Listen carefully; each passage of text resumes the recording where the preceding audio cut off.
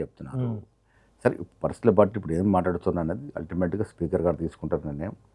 దాంట్లో మన ప్రమేయం కన్నా ఎక్కువ ఎమ్మెల్యే గారు చెప్పింది పక్కన పెడదాం. మీ పార్టీ విషయానికి వద్దాం. చూద్దాం. ఆ 10 మంది ఉన్న నియోజకవర్గాల్లో చాలా పంచాయతీలు ఉన్నాయి.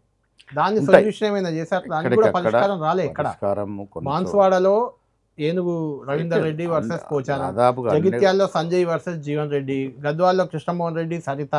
అసలు వీళ్ళు అక్కడ అడుగు పెట్టలేరా? మొన్న మీరు జగిత్యాలు పోతే కూడా అక్కడ కార్యకర్తల నాయకులు అంతా ఎమ్మెల్యేకి వ్యతిరేకంగా ఇబ్బంది ఉన్నటువంటి మాట వాస్తవం. వాళ్ళు కాంగ్రెస్ సపోర్ట్ తీసుకుంటా ఉన్నారు కాబట్టి ఒరిజినల్గా కన్నా కాంగ్రెస్లో కొద్దిగా ఇబ్బంది వస్తున్నటువంటి వాస్తవం. బట్ ఎక్కడికైనా కాంగ్రెస్ పట్ల గొప్పతనం ఏంటంటే కొంత ఇనిషియల్ స్టేజ్లో ఒకటి ఆనాడు సరే ఇప్పుడు పార్టీలో జాయిన్ అయిన కన్నా ఎక్కువ పార్టీకి సపోర్ట్ చేయడానికి వాళ్ళు రావడానికి ముఖ్య కారణం చెప్తా. ప్రజాస్వామ్యబద్ధంగా ప్రజలు 63 సీట్లు గెలిపిస్తే మరుసటి రోజే బీజేపీ నాయకులు ఇక్కడ అధ్యక్ష పాలన పెడతామని, ప్రెసిడెంట్ రూల్ పెడతామని, కేటీఆర్ లాంటి నాయకులు ఈ ప్రభుత్వం కూల్చేస్తామని కూడా అన్నారు. ఎందుకు అన్నారంటే వాళ్ళు లోపాయకారక బీజేపీతో ఒప్పందంలోకి వెళ్ళి బీజేపీతో లోపాయకార ఒప్పందం చేసుకొని కాబట్టి వాళ్ళని కాంగ్రెస్ పార్టీ ఇప్పుడు రేవంత్ నేతృత్వంలో వచ్చింది కాబట్టి దీన్ని ముందుకు పానిస్తే బలమైన శక్తిగా ఇక్కడ ఎదుగుతుంది కాబట్టి కాంగ్రెస్ పార్టీ బలంగా ఎదుగుతుంది కాబట్టి దీన్ని ఇక్కడ తెంచాలని ఉద్దేశం చేశారు. ఆ టైంలో అరే మేము ప్రజలు మమ్మల్ని గెలిపించారు, మేము మీతో బాసటగా ఉంటామని మాతో వచ్చి సేల్ అవుతూ ఉన్నారు.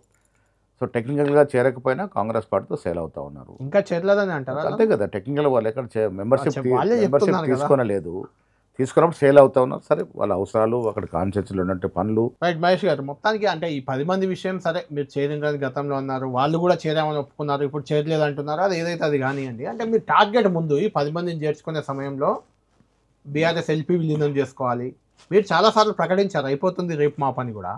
ఏంటి అంటే ఇంకెవరు రావట్లేదా, ఉన్న వాళ్ళే అటు ఇటు చూస్తున్నట్టు చర్చ ఉంది? ప్రజాస్వామ్యంలో ఎమ్మెల్యేలకు స్వేచ్ఛ ఉంటుంది. వాళ్ళు గెలిచినారు, అక్కడ ఎమ్మెల్యేకి పోతూ ఉన్నారు. రాజకీయం పొలిటికల్ సిస్టమ్ కరెక్ట్ లేదు. కేసీఆర్ అందుబాటులో ఉండడు, కేటీఆర్ ఒంటెద్దు పోకడ, హరీష్ రావు వేరే దుకాణం, కవిత బయటపడిపోయింది. ఈ దశగా ఉన్నప్పుడు వారు కొంత స్టేబుల్ గవర్నమెంట్ సహకారం తీసుకుంటే కనీసం మా కాన్స్టిట్యూన్సీ పనులు అవుతాయి కదా. అప్పుడు ఆపోజిషన్ ఎమ్మెల్యేకి పొజిషన్ ఎమ్మెల్యే తేడా ఉంటుంది. సో ఆ దశగా ఆలోచించే రేవంత్ రెడ్డి గారికి మాకు పనులు కావాలని అడిగినారు. సరే టెక్నికల్ వాళ్ళు చేరకపోయినా రేవంత్ రెడ్డి గారు కూడా అన్ని పార్టీల వారికి, టీఆర్ఎస్ కావచ్చు, సిపిఐ కావచ్చు, సిపిఎం కావచ్చు, ఈవెన్ బీజేపీ వాళ్ళు కూడా వస్తే కూడా ప్రజాస్వామ్య క్షేత్రంలో ఎమ్మెల్యేకి ఉండాల్సిన గౌరవం ఎమ్మెల్యేకి ఇవ్వాలనే ఉద్దేశం చేస్తూ ఉన్నారు. మీరు బీఆర్ఎస్ ఎల్పీ విలీనం అని చెప్పుకొచ్చారు కదా, రేపు మెజారిటీ ఎమ్మెల్యేలు వచ్చి ప్రజాస్వామ్య విలీనం అయితే అవుతారు, రావట్లేదు కదా, రావడానికి సిద్ధంగా ఉన్నారు. కొన్ని సమీకరణలు మేము ఆలోచిస్తూ ఉన్నాం. మంత్రి పదవులు అడుగుతున్నారట వాళ్ళు కూడా. ఇప్పుడు వాళ్ళకి పనులు అంటే గ్రేటర్లో మీకు మంత్రి ఎమ్మెల్యేలు కూడా మంత్రి పదవిలో మమ్మల్ని పార్టీలో చేర్చుకొని మాకు సభ్యత్వం ఇవ్వని కాదు, మా నియోజకవర్గ ప్రజల యొక్క సమస్యలను మేము తీర్చాలి, ఆ దశగా మా సహకారం చేయండి అనే ఒక మాటనే ఎమ్మెల్యేలు అడుగుతూ ఉన్నారు. ఆ దశగా ముఖ్యమంత్రి గారు భవిష్యత్తులో ప్రజాస్వామ్య పద్ధతి